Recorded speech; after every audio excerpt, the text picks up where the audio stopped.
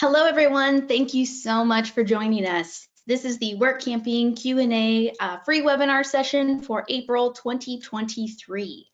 I'm Jody Anderson-Duquette here with Workamper News, and I'm excited to go through the questions that you guys have asked for this month's webinar. Now, those of you who are online live with us, I'm happy to take your questions live here during the webinar if you have any. So if you're attending live, you should have on your laptop or desktop, you'll have a control panel up in your screen. And in that, you'll have a chat or questions section that you can click on, open, and type in any questions or input into. If you are attending on a smartphone or a tablet device, on the bottom of your screen, you should have that option to go to questions. So you can tap on that, type in whatever you want to say, and then tap back to the presentation. So I am presenting a PowerPoint slide, and then I have my webcam on here with my talking face. So if you're on a smartphone or tablet, if you just swipe on your screen, you should be able to go back and forth between the PowerPoint and my talking face here. So whichever one you prefer watching, feel free to pull that up on your screen. But again, this is the Workamping Q&A webinar for April 2023. I'm Jody Anderson-Duquette with Workamper News. And if you're not familiar with Workamper News, we are the entity that created the term Workamping. Workamper.com is our online home.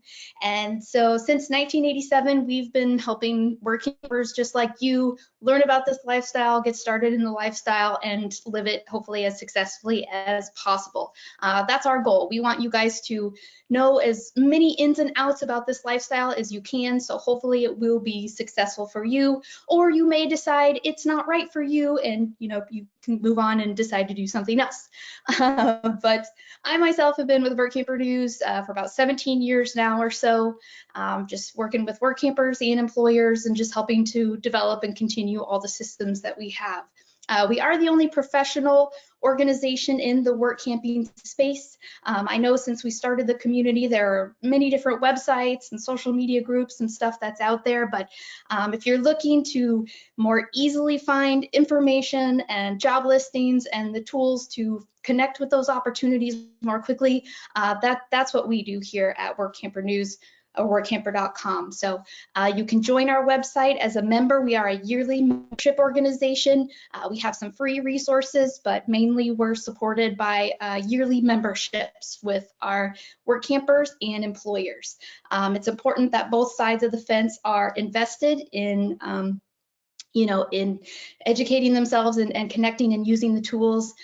So yeah, anyway, I promise this isn't just gonna be a sales pitch about Workamper.com, but I just wanted to make you guys aware we really are the one-stop shop for Workamping. And after today, as we go through, I'm gonna give you a lot of good input to your questions. So hopefully you'll see that we are a wealth of knowledge here, and our passion is to help you guys make this happen. So please feel free to check out Workamper.com. We do have the most job listings available to Workampers, the widest variety that I've seen anywhere. We have reviews, like if a Workamper has written a review on an employer, you can click a link right from the ad to go read those reviews. So like I said, we try to make it a little easier on you guys. Also just education. We have videos, online tools, online courses, articles, newsletters, magazines, all kinds of stuff, just to try to give you guys as much information as possible. So please check us out if you haven't already. But yeah, let's go ahead and dive into some questions here. And yeah, all right. So a lot of you guys, I end up answering kind of a lot of the same questions every month, and that's okay. We are recording these, and I've recorded all the other ones. They're on our YouTube channel. So if you go to youtube.com/workamper, that's our YouTube channel. So you can find all the recordings of these. So if we don't, answer a lot of questions that you have today, definitely go back and look at those past recorded ones. They're in the media library at workamper.com as well. But on YouTube, if you go to the description of the video, I've put timestamps for all the different questions. So you can look at all the questions that are talked about and click to go right to, me answering that specific question. So that's a pretty cool feature that YouTube has. So anyway, okay, first question up here. And again, these were all submitted by you guys, those of you who registered. So, okay, do most jobs cover campsite fees? So great question. So just Workamper job compensation in general really varies. And let me just put this out here too at the start. So work camping, as defined by us who created the term work camper, is work camping is doing any kind of part-time or full-time work while living in an RV. So it's not put in a box. It's not just working at a campground. It's not just working with an RV site provided to you. Like, you know, it's much more open. There are some of you guys who are, you know, running small businesses on the road, and that's super awesome. Or maybe you are going to a location and you're just finding a long-term RV site and you're going to find work in the local area to do and not do a typical work camping job. That's super cool. So lots of different ways to make this lifestyle happen for you guys. So don't feel like you know, have to accept a certain type of job or certain compensation or whatever. You need to first understand what it is you need. And that means, you know, budget wise, like how much do I need to live on? Do I have other income coming in from other sources, or do I need to find an opportunity that's going to pay me enough that that will be the income to support all of, you know, my needs, whether I have, you know, bills to pay, mouths to feed, all that fun stuff. You want to make sure that you know what you need to live comfortably. And also, you know, once you start kind of looking at the different job opportunities and stuff that are out there, you'll see the different types of jobs and get a better idea of what some of the duties and roles and things are going to be. And so you'll want to kind of be making a list in your mind of things that you know you would be okay doing, you would be willing to try, or you totally want to do, and things where you're like, I would never ever want to do these duties ever. I physically can't do these kinds of duties, etc. So you just kind of have to assess yourself and know where you fall. So once you have you know, these kind of things in mind, then you can start going towards the opportunities that appear to be more of a match to what your wants are and your needs are. So, do most jobs cover campsite fees? So this to me was, do most employers provide an RV site to me? And the answer is yes.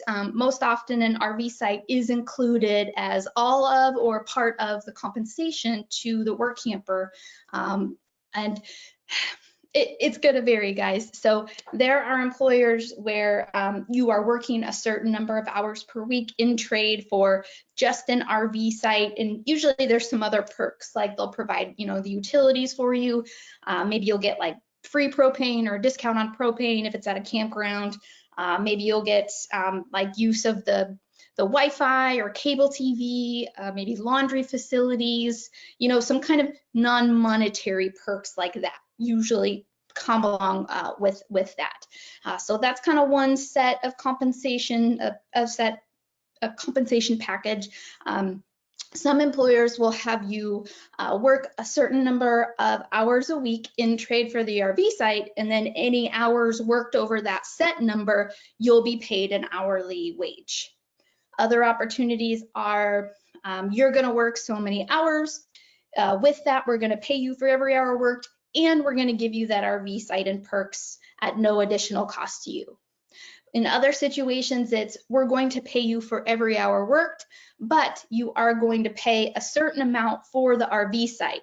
We're going to get that RV site figured out for you. You know, it's going to be on site, or we've arranged a site at the campground down the road or nearby, but you're going to pay a small fee for that site. Now, typically that's often that's employers that are like concessionaires that operate in national parks.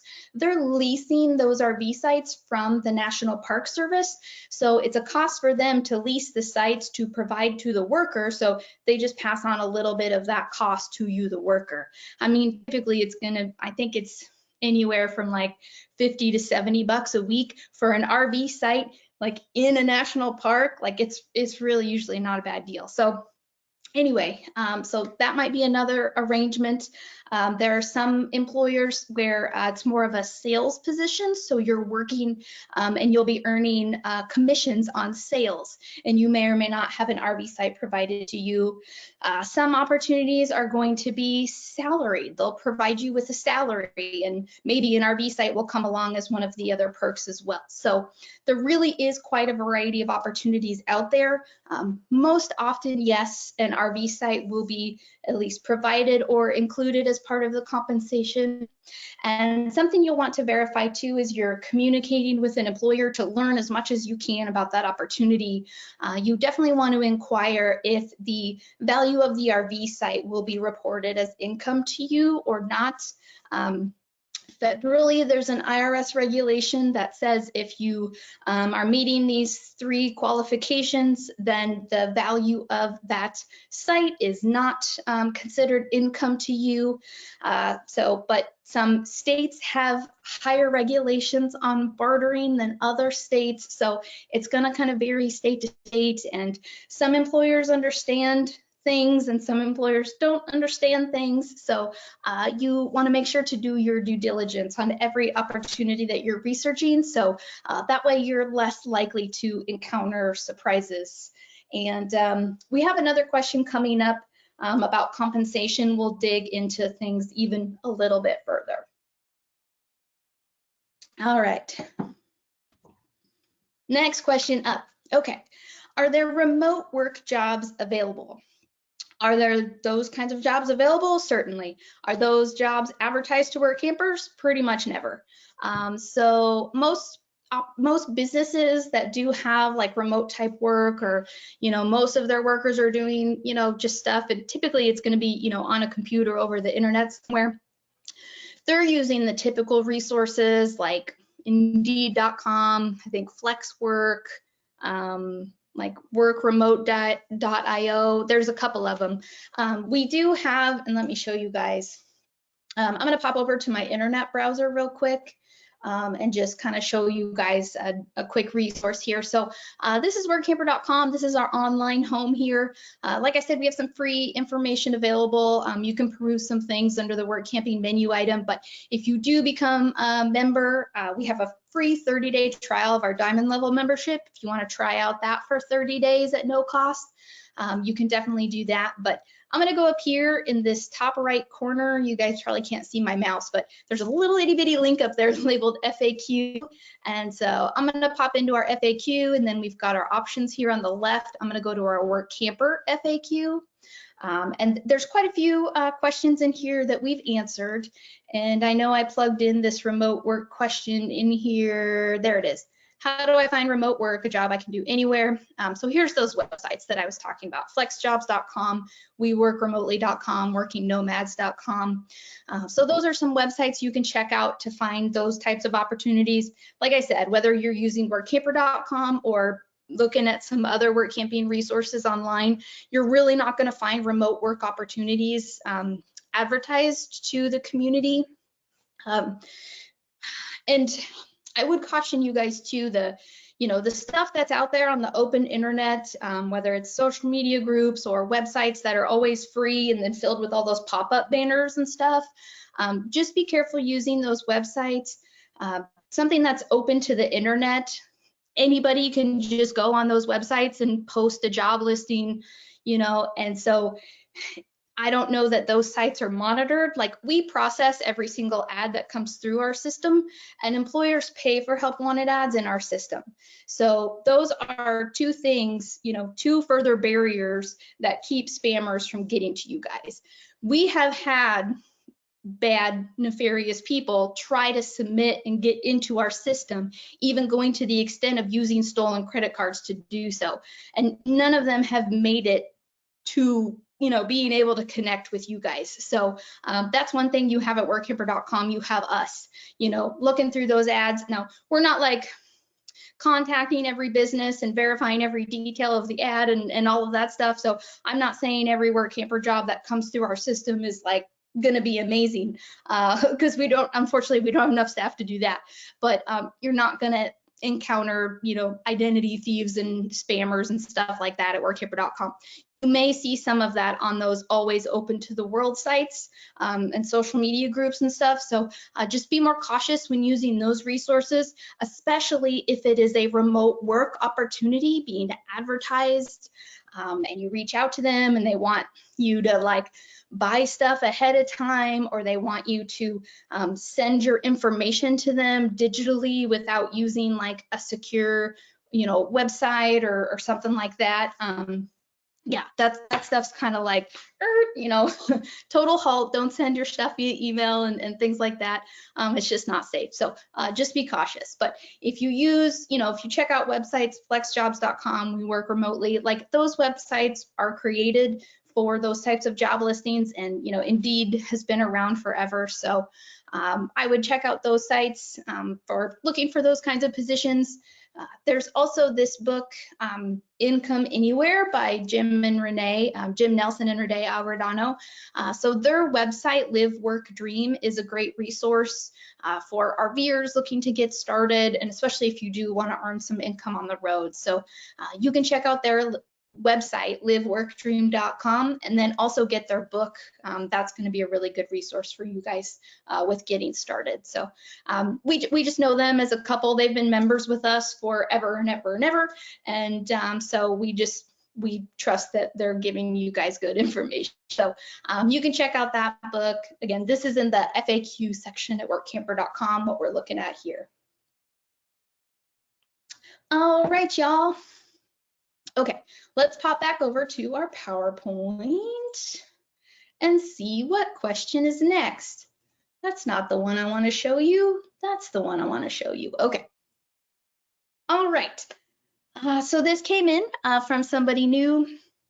I have never done this, and I do not have an RV, and I am alone. I want to travel and work. What kind of job can I do? All right. So couple different things to hit on here. Okay, so, and we'll talk a little bit more about RVs actually in our next question too, but if you do not have an RV, there are still opportunities that are out there that provide housing. Typically, it's going to be about 10% of the employers that advertise to Workampers will have housing that's available, and that might be dormitory style. It might be like a park model or a house or an apartment that's on site. They might be putting you up in a hotel or a motel type thing. So the type of housing is going to vary based on what it is. But again, it's a much smaller number of opportunities that will be available for you.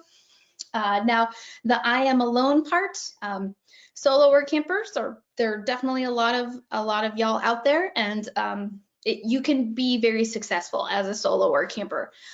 There are some solos you see, they're like, oh, this is so hard, there are no jobs for me. And my first question is just, where are you looking for opportunities, and what is the effort that you are making to, go after those opportunities? So if you are just looking at a couple free websites online, that's definitely going to limit you. If you are on our site, let me pop back over to my browser. Okay, so here at workamper.com, I'm going to go to the dashboard. I'm going to show you guys our hotline jobs ad page. And this website page has new job listings from the last 14 days. So you always know that the opportunities are, posted recently, and it's not, questioning if they've been here for 30 days, have they been for 20 years? I don't know.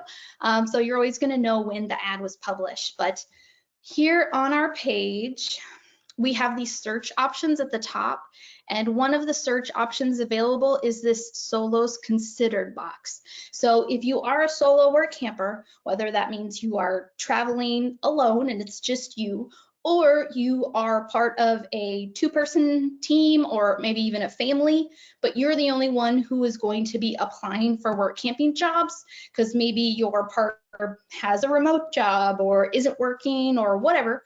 If it's just you that's going to be, wanting to take the work camping job, then you would advertise yourself as a solo or consider yourself as a solo. So Here on our site, you can search for just the job listings where an employer said they consider solos.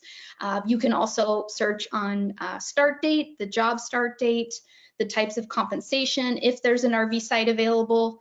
You can also search on if there is housing available, all hours paid, other compensation, or if you just want to work and trade for an RV site, you can search for opportunities that are just that.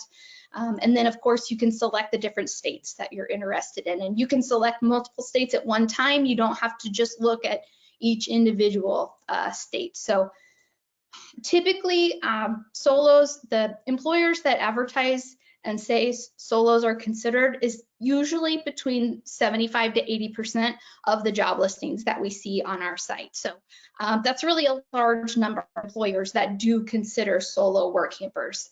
And that's just the employers that advertise, you guys. So we have quite a few employer members that use our system, and they just search our Workamper resume database to find all of their work campers. They don't ever run an ad, they just search the resume database and reach out to work campers that they feel like might be a good match. So if you want to be a proactive work camper, it's best to kind of have a multi-pronged approach to your job finding.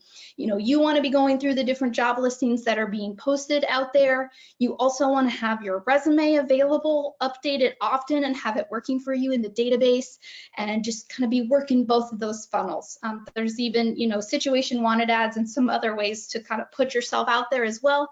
But those are kind of the two main things. So be watching those job listings, and you never know when the right opportunity is going to be advertised. So some employers will recruit early because a lot of work campers do tend to plan ahead. Most work campers begin looking for their next job 3 to 8 months before the start date of that job. So employers know that work campers like to plan ahead. So a lot of employers will begin advertising 3 to 8 months before they want you to be on site to start the job. So, but some don't. Some will, you know, wait until a month or two. So you don't know what these employers are doing, which, you know, employer is what their recruiting schedule is going to be like. So that's why we have the yearly membership, because like I said, you never know when that perfect opportunity is going to, you know, be advertised, or that employer that you would love to work for is going to be pulling up your resume in the database. So that's why it's kind of a proactive thing. You kind of want to be working at this year round.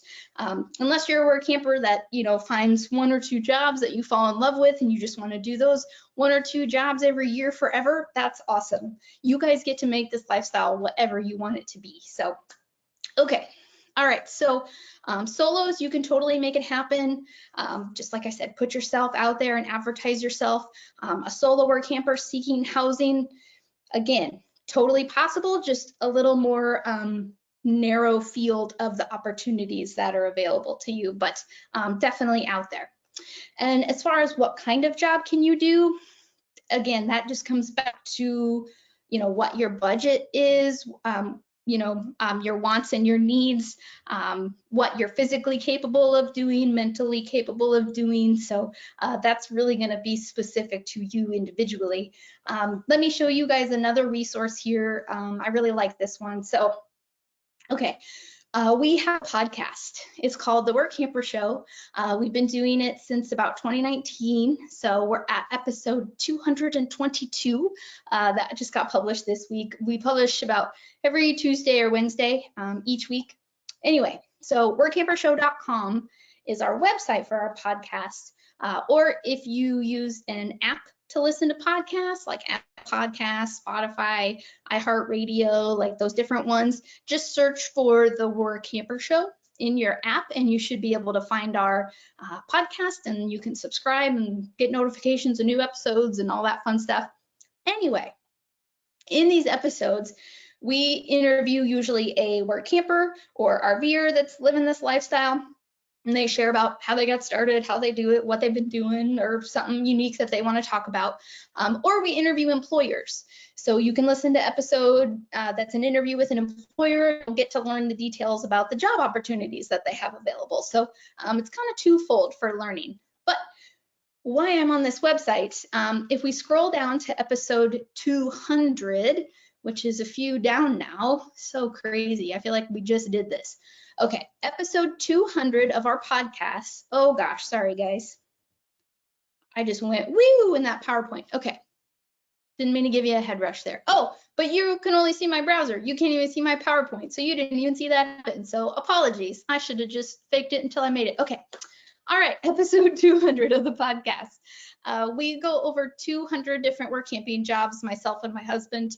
It's a bit of a time. You might want to have to speed up the talking to like 1.5 or 2 just to get through it. But we went over 20 different types of work camping jobs. So like I said, it's doing any kind of part-time or full-time work while living in an RV. So it really encompasses a lot. So if you guys want to kind of like open your mind, like what is even some stuff that's even possible out there, definitely give this podcast a listen to. We cover a lot of different stuff there. So check that out as far as, just some different jobs that are out there. So all right, let's see. We had a question come in. I'm going to go ahead and hit on this question. So Vivian asked a question because we were talking about, you want to look at job listings, but also you want to get a resume out there. So if you do want to use our system to create your resume, you don't have to. I just want to put that caveat out there. You don't have to be a Workamper News member at all to do this work camping thing. But if you do use our system, it's just going to make it easier on you guys. So anyway, when you become a member at workamper.com, you need to be at least a diamond or a platinum level member. Only consider that platinum level if you're a work camper that has accomplished a few work camping jobs already. Because with that platinum level membership, when you put work history entries into your resume, you can request to have us call and verify that work history entry. So we will call your employer and say, hey, did Jane Doe work for you from this time to this time? Okay, great, super, thanks. And we'll mark that as a verified work history on your resume. And then that just makes you guys like even look more better to those employers. And it's taking away some of the legwork for them because a third party has verified that you did that job, okay? Anyway, so that's the platinum level membership. So you don't need that unless you've already done this work camping thing for a little while.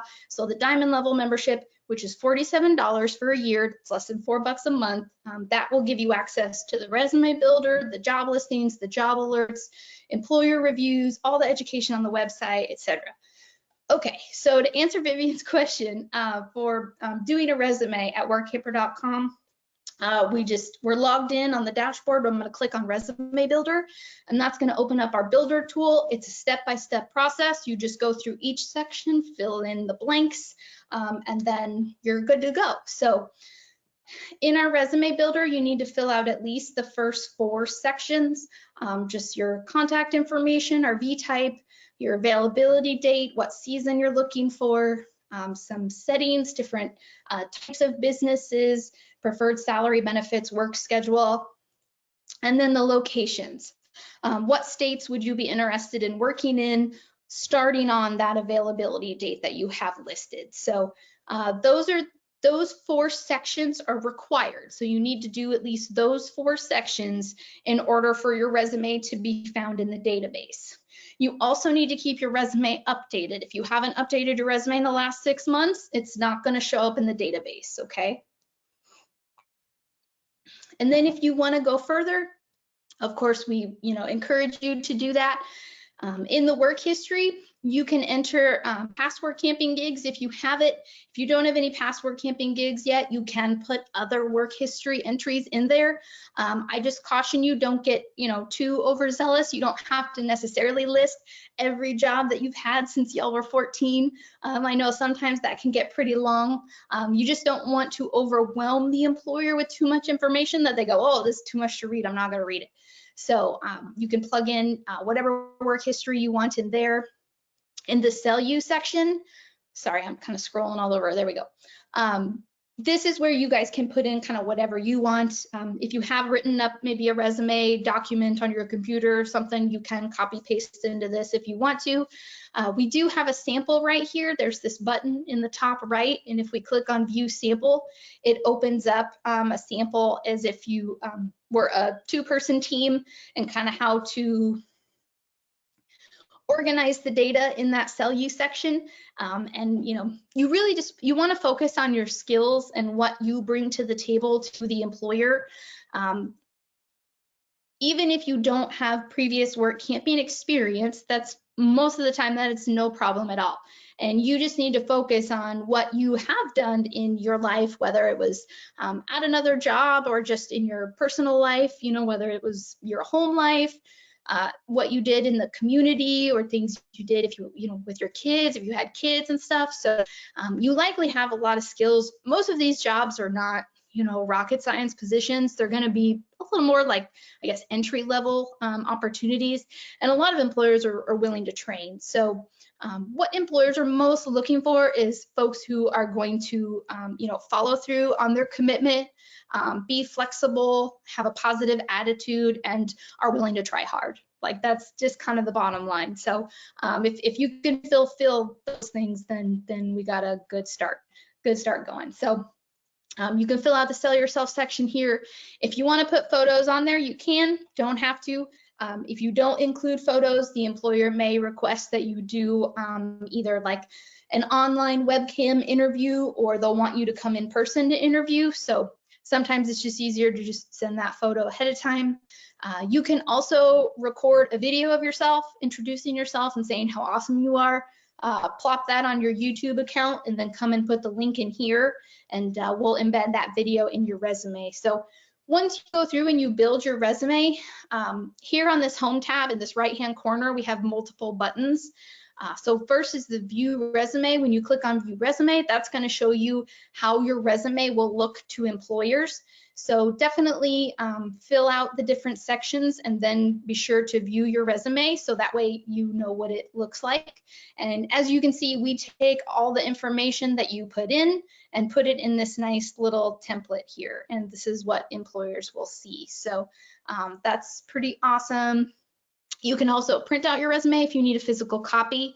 You can email your resume to anyone that you would like to, and we keep track of when you have sent your resume. So if you're like, oh, how long has it been since I emailed, XYZ employer, you can come in here and see when you sent it. If you're like, oh, well, it's been a few days, it's time, I haven't heard back, so it's time to follow up. And I would, send them another email. I probably wouldn't like email my resume again. I would maybe send a direct email, or if the employer included a phone number in their ad text, I might call just to further express my interest and see if they received my emailed resume and had time to check it out yet. So you definitely want to follow up, especially if it's an opportunity that's starting, within the next month or less. I would follow up, even within a business day or two, just to make sure that they got my communication. There's also the option to save your resume as a PDF, and so that comes in handy if you're doing like an online application process and there's a resume upload section. You can make a PDF file of your resume and then upload it in that application process. Or if you want to do your email communication directly from your email account, then you can just create a new email in your email account, attach your PDF resume, and say, hey, employer, I'm inquiring about your opportunity, please check me out, yada, yada, yada. So that's the resume builder at workamper.com. Again, just step by step, making it easy for you. Also, caveat, guys, we are currently working on a complete redesign of workamper.com. The version that we have now, we launched in 2015, and we've been tweaking it since then, but it's time for a complete overhaul. So later this year, we're going to be launching that new version of the website, and this resume builder is going to be awesome. It's going to be really great. You're going to have the ability to advertise yourself for different seasons. So if you want to be looking for that summer position at the same time looking for that winter position, you can totally do it. So anyway, it's going to be great. So if you think this builder is cool, just wait, okay?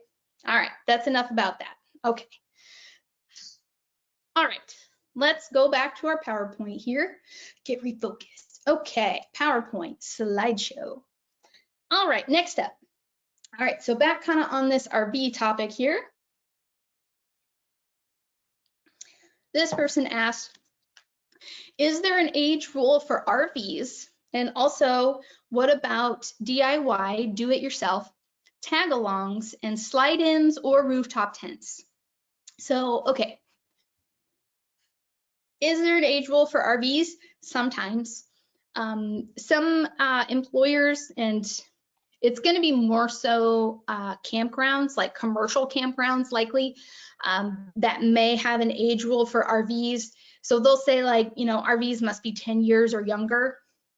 And so sometimes that's, most of the time, that's just to keep out, you know, those RVs that you imagine, and, you know, just the rundown ones that haven't been maintained at all, and, you know, the paint's peeling off and there's a hole in the roof, or, you know, just kind of stuff like that. So a lot of times as a work camper, if, you know, your RV is 12 years old or 15 years old or 20 years old, but it's like immaculate looking, like it's been maintained and the paint looks good and it's waxed and everything's operational and all that, oftentimes it's just communicating with that employer, hey, let me send you multiple photos of my RV. You know, I know it's a little bit older, but, you know, look how awesome it is. And, you know, sometimes they'll be like, okay, yeah, that's totally fine. And sometimes they won't be. It's just going to depend. I don't think there's a lot of employers that have that kind of specification. You may see that more in like the 55 plus lifestyle resorts, you know, those big places where it's basically like a small town in an RV park kind of setting. They may have, you know, some more specific rules. There are a few parks where it's a motorhome only resort. So like fifth wheels and travel trailers wouldn't even be allowed because it's literally a motor coach only RV park. So, you know, that would be a rare specification. So in that instance, you know, you don't want to work somewhere where your home isn't going to be accepted. So you just, that's not the opportunity for you. And, you know, you keep on keeping on to find one that is right for you. So furthering on that, what about, you know, tag-alongs, slide-ins, rooftop tents? Again, it's just going to vary. So most employers anticipate that the work camper will be coming to them in a house on wheels that will allow them to be safe in any weather conditions, allow them to manage, you know, their hygiene, and to manage, you know, cooking and cleaning and, you know, all the human things, you know, storing of your stuff, etc. So a lot of times it is kind of just for safety purposes too. They want you to be safe. So some employers may have facilities available like a bathhouse, shower house, laundry facilities. Maybe there's a, you know, employee kitchen and stuff like that that can be used. Some employers will have none of those things. And so there, you know, you will need to be able to manage all of that stuff within your home on wheels. So it's just going to depend. So if you do have, you know, maybe a non-typical RV, you know, just have that in your resume. Whatever your RV is, tell people what it is in your resume. And it's not necessarily just like, you know, do-it-yourselfers and pop-ups or whatever are excluded. Like, you know, there are folks with 42-foot motorhomes and a big cargo trailer on behind because they've got a car or a golf cart or motorcycles or whatever, and they're, you know, like 80 some feet long or something. They're not going to fit at a lot of places. And so no matter what your RV is, you need to make sure it will be accommodated at that place that you're going to. So you want to make sure to ask a lot of questions about your RV site if one is being provided.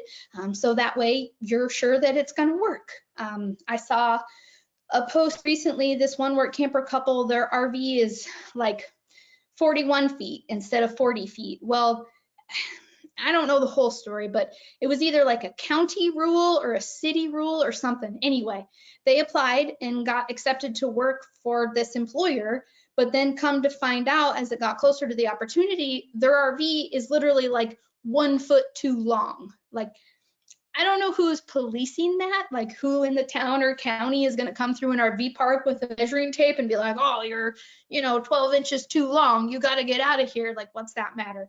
But it was a rule somewhere. So they're like, okay, well, we can't take this job. Now we need to find a new one.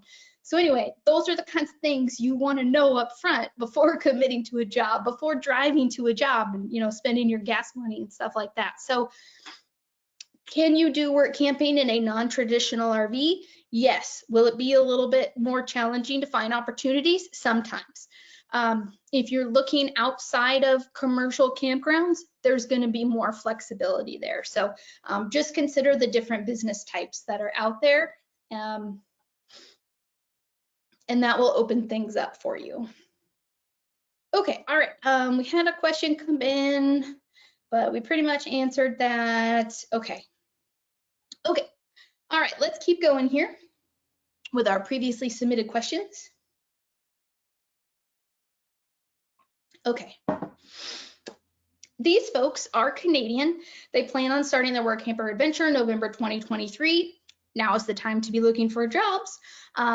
One person works virtually and their days are quite full, but the husband would be available to work more than 24 hours per week. Do they have to hire both of us? Okay, so multiple things to talk about here. First off, Canadian. So if you are a Canadian, all right, sorry, so many things at once going in my brain. Okay. There were camping opportunities in Canada? Yes. For Canadians? Yes. Is there a good resource for finding those jobs? No. Sorry. We used to have a thriving Workamper Canada section on our website and our magazine and stuff, but then the Canadian government put pressure on businesses to only hire, locals and not allow Canadian businesses to let like US citizens come up and work for them, for the busy summer season and stuff. Like they were finding businesses and stuff like, ugh. Anyway, so it's easier for Canadians to go work for Canadian employers, but since the whole governmental stuff kind of got in the way of things, that kind of dried up Canadian employers using work camping related resources to advertise their jobs. There's a few here and there, but it's pretty minimal. I think there is a Facebook group that's out there for like Canadian employers or Canadian work campers. I'm not sure what the name of the group is, but if you do some searches on Facebook, you might be able to find that group, but otherwise it's going to be a little more challenging. If you are a Canadian wanting to work in the US, then that's another situation. So there are some volunteer entities that you may be able to volunteer with. I think like the National Park Service has, I'm sorry, I forget what it's called. This is in the FAQ at workamper.com. So if you go to that FAQ link that I showed you guys earlier, you'll see the full spiel answer to this question. So there are some volunteer working for some nonprofits, things like that, that you can get involved in as a Canadian coming into the US. If you want to take a for-profit position where you will earn some income, you'll need to do, the visa green card kind of thing, which might be a little challenging to get for seasonal positions, but there's a process for it to give it a try. All right, so let's see, looking for, do they have to hire both of us was really her bottom line. And that kind of goes back to what we were talking about earlier. No, there are employers where, there's 2 or more humans in an RV, but only one of the humans wants to take the work camping job to work and trade for side or whatever. That's fine. Just be sure to be clear with the employer, hey, I'm Sally, I'm applying for the work camping job, but, Joe's here with me in the RV and we have 3 dogs, 7 cats, 2 parrots, and a potbelly pig. So I mean, I don't know that that's a real scenario, but maybe. So you just want to be upfront about your RV household. That way there's no surprises. It could be that as a solo with more humans in your RV, using up more resources like, water, electricity, whatever, you may need to work a few more hours or something like that in trade for the RV site to cover that extra value being provided, to that other human or humans living in your RV. But that's just something to discuss with the employer. But you would advertise yourself as a solo work camper and in your resume indicate this is my RV household and the situation with that. So yeah, all right, hopefully that helps and answers that question there. Okay. And here's that question I said we were going to get to. How are most work campers paid? 1099 cash, W-2. So we talked about some of the different, compensation package scenarios that are out there. So most often these opportunities that are being offered are going to be employee W-2 type positions. The employer is going to dictate, your schedule, when they want you to work. They're going to tell you what to do and how to do it. They may tell you what you need to wear and give you a uniform. So those are kind of the qualifications, of what a W-2 employee would be. If the employer is like, hey, I want you to come and I want you to build a new bathhouse on our property. I need it done by this date and have at it. They don't tell you what hours of the day to work. They don't provide you with the tools to do the job. It's up to you to get that work done and get it completed. They're going to pay you a certain amount and gave you the end goal. That's more of a contractor position, a 1099 type position. You would receive a 1099 for that income. And there are a few positions where they might just pay you cash and not report it. I don't think that happens very often, but maybe. So anyway, when communicating with that employer, again, before accepting the job, we're going to do our due diligence and ask a lot of questions so we're prepared and we know what's going on.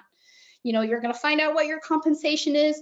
You're going to find out how you're going to be treated tax-wise. Is this a 1099 position? Am I going to be, or am I going to be receiving a W-2 because I'm an employee? So you want to know those kinds of things because there's tax ramifications to both. And I'm not going to go into all those tax ramifications because I am not an accountant or an enrolled agent. We don't know all the rules on all the things. We just kind of have a general idea of stuff that we, can relay to you guys. So, okay. So and different employers do different things. Like it comes down to it. Some employers follow rules and do things the right way, kind of tax-wise. Some employers don't do things the right way, whether that's just due to ignorance or because they're trying to skirt around some stuff. So again, it's kind of up to you guys to weed this stuff out. When you're asking the questions and doing the interview with the employer, hopefully they're really forthcoming and giving you a lot of good information, and you just have to take that information and do a gut check. Does this feel right? Do I feel like they're leading me in the right direction, or are there kind of some things that I'm not feeling so good about? Maybe I set that one to the side and we try to look at some other employers, so just kind of go with your gut and don't get too overexcited, especially when you're new and you're like, oh my gosh, well, I really want to be in this area and I don't know if I can find something else to do, so I'm just going to take this even though this didn't sound good and this didn't sound good, but I really want to do it. Don't just try not to let that make you accept something that's not going to be right for you. If you end up in a situation that is more negative than positive, like that's not going to be good for anybody, you guys. So just do your due diligence on stuff. Okay, so the other part of this, and this was asked by a couple people, when working in a state that has income tax, is all my income for the year or just the income earned in that state included when filing a return in the state worked in? Okay, again, I'm not an accountant, but we asked an accountant, so that way we could answer that question more specifically. So I'm going to pop over here back to my internet browser. So here's another one of our websites. So this is goneworkamping.com. goneworkamping.com. This is our blog website. Here on this website, we just post a bunch of free articles on the Workamping and RVing lifestyle. So you're welcome to pop over to goneworkamping.com and just read through a bunch of the stuff that we have on there. I put a new article up about every 2 weeks or so. Okay, so here's the article that I wanted to reference that we posted last summer, how to handle taxes when working in multiple states. So the bottom line is here. So, here, sorry, this paragraph, not that paragraph. Okay, most of the time you file a non-resident tax return in the states in which you worked as a work camper. This also means the only income that should be taxed by that state is the income you earned while physically working there. Okay, sound good? Yes, that sounds better anyway. than having to tax all your income in that state you worked in. And that makes sense, right? You went to Colorado and you worked for the summer, you know, you should only have to pay taxes on the income that you earned in Colorado, because technically you're a resident of Florida or Ohio or South Dakota or wherever. You know, Colorado shouldn't necessarily get all your tax dollars, and you shouldn't be taxed twice on the income that you earn. So anywho, so you can read this full article here on the blog. Talks a little bit about domicile and, you know, the amount of time spent in the state. But Heather Ryan is the self-dubbed tax queen, and she's a RVer herself, so she's familiar with, you know, the RV lifestyle and, you know, fun tech stuff. So definitely check out that article, and hopefully that helps answer your question there. Okay, let's go back to the PowerPoint. All right, we're getting there, guys. Just a couple questions left. Okay, what are the options for health insurance? And I guess I should have stayed in my browser, because I'm gonna go right back to the browser. Here we go. Okay. So I would recommend that you guys get in contact with nomadinsuranceGroup.com. That's nomadinsuranceGroup.com. And this resource was created by Kyle Henson. He's been an RVer for many years. We've met Kyle, talked with Kyle many times. He's done our podcast. We've done webinars with him, etc. So he created a resource. So he would communicate with you to find out what your needs are, because everybody's different. So there's all these different kind of plans out there. Like if we just mouse over health plans, like there's this big long list. ACA plans, healthy nomads, fixed benefit health plans, tri-term health plans, self-employed health plan, blah, blah, blah, blah, telemedicine. So all kinds of different stuff. What's right for you won't be what's right for the person next to you. So it really depends on, you know, budget, what your needs are, you know, how your health is, etc. So I would recommend communicating with someone who understands all this insurance stuff, because my mind just kind of starts like melting over. Anyway, so check with Kyle, and you can read some stuff on his website too about some of the different plans and things that are out there to kind of get a general idea. So yeah, sorry I don't have more details on that, but that's who I would recommend communicating with, so find the right plan for you. Or you can just roll without it. That's what my husband and I do, knock on wood. It's been okay so far. So, all right, back to the slideshow we go. Okay, this question actually came from an employer. This person says, I want to hire Workampers for my operation. How do I get started? So just as we have a bunch of resources for Workampers at workamper.com, we have a lot of resources as well for employers. So when you go to workamper.com, you will just join as an employer, and we have we've got online courses, we've got videos. I do a bi-monthly newsletter just for employers. We mail it out to you and we put it online. We have job listing resources where you can advertise your jobs. And then we talked about, we also have the resume database you can search through. We have, I think there's about 15 or 16 different search criteria fields you can use to search the resume database. So when developing your Workamper program, you know, you need to kind of understand what your budget is as far as what you will be able to provide to those Workampers compensation wise. You'll want to look at current job listings that are being posted for the same area that you're in to get an idea of kind of what your competition is offering. So then you can sort of make your compensation package and offering in line with what's in the area or better than what's in the area.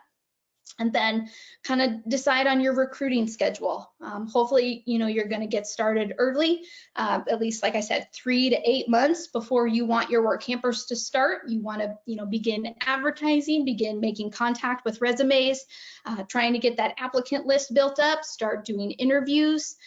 There are some employers who've created like, you know, nice PDF files answering a lot of frequently asked questions that Workampers want to know. So that's kind of a good, you know, first step in the due diligence process with applicants. You know, get them a bunch of information and then do that interview process, ask them a lot of questions.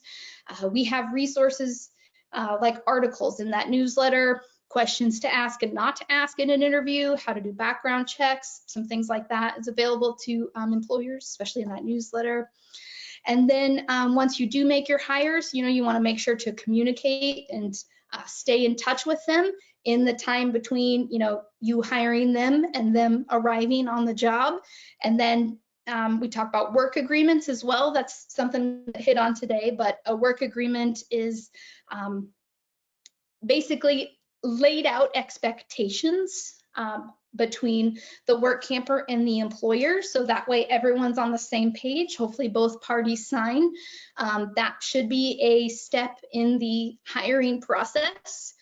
Work camper shouldn't accept a job until they have that. An employer shouldn't consider that work camper hired until that's all laid out. So that way, like I said, you're all on that same page. So work camper, if the employer is changing things while you're there, you have that work agreement to go to management and say, hey, look, things aren't what we agreed to. What can we do to get back on track? And vice versa. Employer, when that work camper is not fulfilling your expectations, you can go back to that work agreement and say, hey, this is what we were hoping you were going to do for us. You're not doing that for us. This is what we need you to do so we can, keep going. So anyway, so work agreements recommended. We've got resources for that. And just hopefully fulfilling the expectations that you promised to the work campers and providing them a good work camping environment to be in. So yeah, definitely join workamper.com. That's going to be the best place to get started and get rolling as an employer. So, all right, that was all the pre-submitted questions, you guys. I'm happy to take questions from those of you who are online live with us if more questions have come up in your mind. We did have one question that was submitted in here. And this person might have come in late. So the question that has been posed by the live attendee, I need to find jobs with housing. Do you have several jobs that has housing or just mainly for RVs? So we did talk about that a little more in length, Jeanette, earlier. So when you get that recording later, you can go back and listen to the full spiel. But the quick spiel on that is, yes, there are a few opportunities. About 10% of employers that advertise to work campers do include housing. So it's going to definitely be a smaller number of opportunities available to you, but they are out there. Okay. All right, so any other questions, live attendees? If not, we'll go ahead and wrap things up for this month. So if you are online live with us, go ahead and go to that control panel on your screen and find that chat or questions section and type in there. If you're on a smartphone or tablet, you should have that questions option on the bottom of your screen that you can tap on to then type your question in if you like. But again, workamper.com. It's your one-stop shop for work camping. You can go through a lot of different job listings. So we have our hotline jobs page, which has new ads coming into it each weekday. We do a daily hotline email where we email out all of the new job listings that came in that day. And it's the full job listing text. We don't truncate it and then force you to go to a website and look at it. It's the full job listing text. So you get that each weekday. We also do what's called job alerts. So if you're like, I know I really want to go work in Montana, you can go in and turn on job alerts just for Montana. Then anytime a new job listing is posted for Montana, you immediately get that full job listing sent to you in your email inbox. So it makes it super easy. You don't have to go to the website every time and try to figure out where you left off and peruse through. We also have our online magazine archive. For 35 years, we published a bi-monthly magazine. We did discontinue that in 2022, but the online magazine had listings in it organized by state.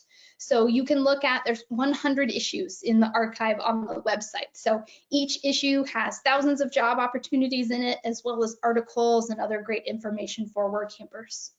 Then we have our podcast that we talked about. We also have a featured employers page with some employers who've created some website pages to provide more information about their work camper programs. We have a volunteer opportunities page if you're looking just work camp for like a charitable organization. We have a page for that. And then we have the resume builder tool where you can advertise yourself to employers or send out your resume to any employer that you'd like to communicate with. You can also run situation wanted ads, which is like a little, hey, I'm so awesome and here's why I'm awesome ad, just to get yourself noticed. And then it can direct link right to your resume. We have employer reviews. So when you finish a work camping job, hopefully you go into our tool. It's called Workamper Experiences, and you say, I worked for XYZ employer and here's how it went, whether it was good, bad, or in between, and you can share about that experience. Then when you're researching a job opportunity, you see that job come through on the hotline. If there are any posted reviews, there will be a link to click to go right to those reviews so you can read any reviews that Workampers have written about that employer. That's something that you won't find anywhere else. And then just a wealth of education, you guys. We've got multiple online courses and we've got tons of videos in our media library. There's a couple really good ones specifically about resumes and a work agreement. We have I think it's easily an hour video just talking about work agreements. There's 12 steps to finding a work camping job that goes more thoroughly into the job finding process. So lots of good video content available in the media library. The article index has some good articles about resumes as well if you want a little more help as to like, what do I even put in this resume? That's what the article index is for. We've got that FAQ page. And there's more. That's just kind of the main benefits of that Diamond Level membership. So we hope you guys will consider becoming members. It's just a small $47 fee for the year, but you can do that free trial. That gives you the free trial for 30 days. If you just go to workamper.com, click that Find a Job button, it'll take you into that free trial process.